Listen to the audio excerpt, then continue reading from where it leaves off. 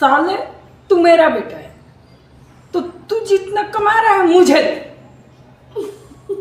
नहीं नहीं मालिक, मैं आपका बेटा नहीं हूँ। मैं अपना कमाई तुझे नहीं दूंगा। क्यों नहीं देगा? तुझे देना पड़ेगा। मैं तुमको बनाया, पाला, पोसा, मार्केटिंग सिखाया, सब कुछ। बेटा किसका? अब बता, चीज को खेलने लोगों को नहीं आता था और तुमको भीष्म मार मार कर सिखाया लोगों को कि कैसे खेला जाता है। तो तेरा बाप दूसरा हो गया कि दूसरे को कमाई देगा? हाँ हो गया, बस मैं तुझे बाप नहीं मानता। चल पंचायत बुलाता हूँ और साबित करवाता हूँ कि ये तू किसका बेटा है। सरपंच साहब प्रणाम। प्रणाम।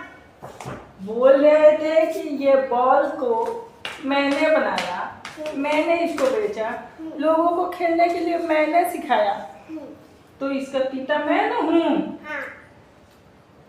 तो ये ससुरा कह रहे हैं नहीं, मेरा पिता कोई और है।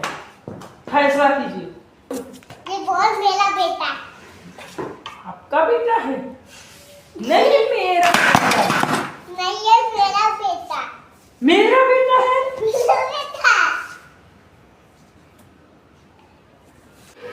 नहीं नहीं मालिक, अच्छा इस छिनार से बढ़िया आपका बेटा रहो।